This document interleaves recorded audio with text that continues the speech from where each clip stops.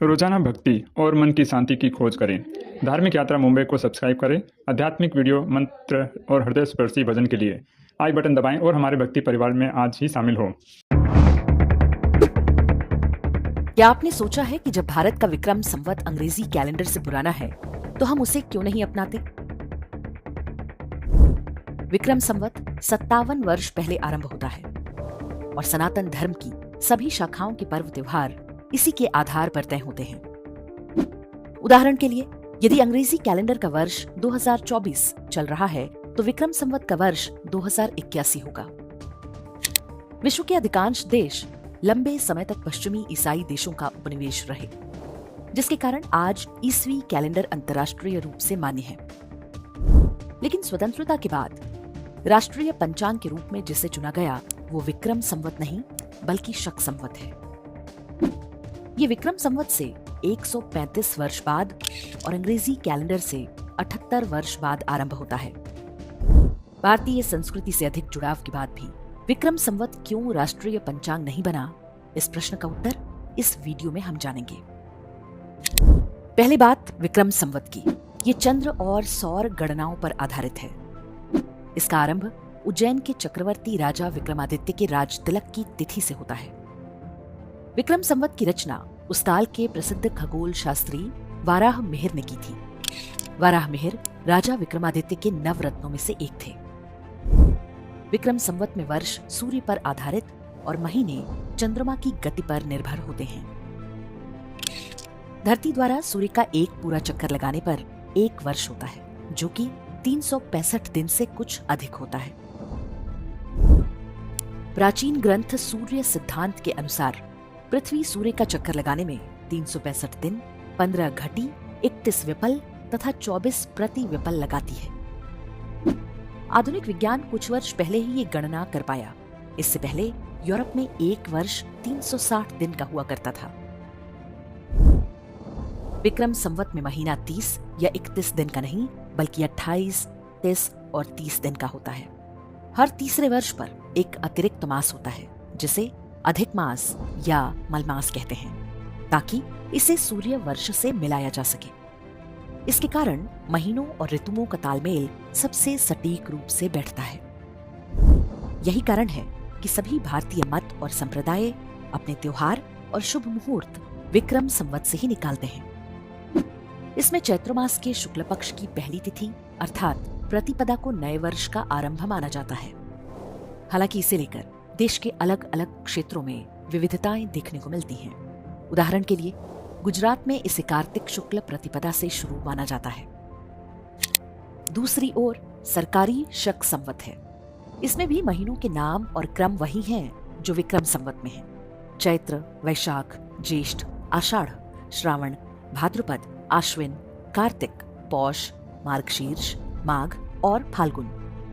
दोनों ही संवत में चंद्रमा की स्थिति के आधार पर कृष्ण पक्ष और शुक्ल पक्ष होते हैं। किंतु शक संवत में तिथियां अंग्रेजी कैलेंडर की तरह मध्य रात्रि से शुरू होकर अगले दिन मध्य रात्रि तक होती हैं। हर महीना निश्चित 30 दिन का होता है। इसका नव वर्ष 22 मार्च से आरंभ होता है। वर्ष 1955 में भारत सरकार ने कैलेंडर रिफॉर्म कमेटी बनाई थी, जिसकी अनुशंसा पर सूर्य आधारित शक संवत को आधिकारिक कैलेंडर माना गया। लेकिन वास्तव में ये निर्णय अंग्रेजी कैलेंडर जैसा दिखने और सेकुलर बनने के दबाव में लिया गया। मुसलमानों और ईसाइयों से पहले शकों ने भी भारत पर हमला किया था, हालांकि वे भारतीय संस्कृति में ही समा गए। इसे एक प्रकार की औपनिवेशिक मानसिकता ही कहेंगे कि एक अप्रचलित कैलेंडर को स्वतंत्रता के बाद भारतीयों पर थोप दिया गया। संभवतः उन्हें ये बात नहीं पची कि कोई हिंदू पंचांग अंग्रेजों से पुराना और अधिक वैज्ञानिक कैसे हो सकता है। शक संवत आज मात्र एक औपचारिक पंचांग बनकर रह गया है। पहले सरकारी कार्यक्रमों और उद्घाटन की पट्टियों में शक संवत की तिथि लिखी जाती थी। धीरे धीरे वो भी लुप्त हो रही है। अब केवल अंग्रेजी कैलेंडर की तिथि ही दिखाई देती है। पूरे विश्व में 12 महीने का एक वर्ष और 7 दिन के एक सप्ताह की जो व्यवस्था है वो विक्रम संवत की ही देन है। विक्रम संवत अधिक वैज्ञानिक है, लेकिन उसे अव्यवहारिक और जटिल बताकर लागू नहीं किया गया। जबकि नेपाल में विक्रम संवत ही प्रचलित है।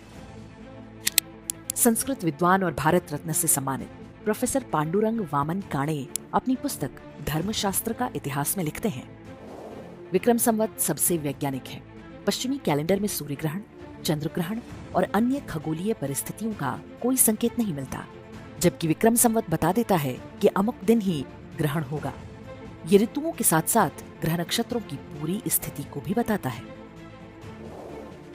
विक्रम संवत के जब 2000 वर्ष पूरे हुए थे, तब देश भर में इसके उपलक्ष्य में कार्यक्रम आयोजित किए गए थे। ईस्वी कैलेंडर के अनुसार वो 1944 का साल था।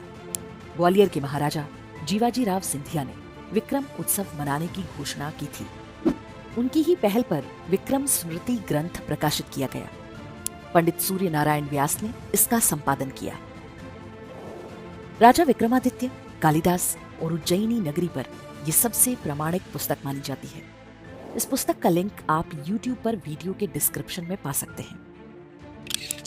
विक्रम संवत के 2000 वर्ष पूरे होने के अवसर पर विक्रमादित्य नाम से एक फिल्म भी बनाई गई थी, जो ईस्वी वर्ष 1945 में रिलीज हुई। इसका निर्देशन विजय भट्ट ने किया था। इसके गाने आप YouTube पर सुन सकते हैं। इनके लिंक भी डिस्क्रिप्शन में दिए गए हैं। जब तक पृथ्वी आबाद रहे, जब तक पृथ्वी आबाद रहे, जब तक पृथ्वी आबाद रहे, जब तक पृथ्वी आबाद रहे, तब तक हर भारतवासी के,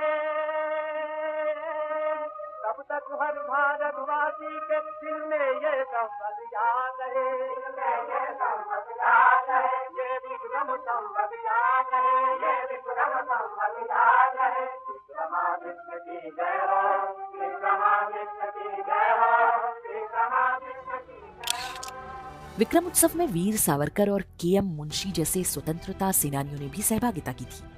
उनका प्रयास था कि इसे भारत के सांस्कृतिक पुनरुत्थान के अवसर की तरह प्रयोग किया जाए। लेकिन भारत के बंटवारे और फिर हिंदुओं के विस्थापन और नरसंहार से पैदा अवसाद ने इस पूरे प्रयास पर पानी फेर दिया। ऊपर से नेहरूवादी सेक्युलरिज्म ने रही सही कसर पूरी कर दी। सेक्युलर सरकारों ने विक्रम संवत को भले ही त्याग दिया, लेकिन वे इसे भारतीय जनमानस से नहीं हटा सके।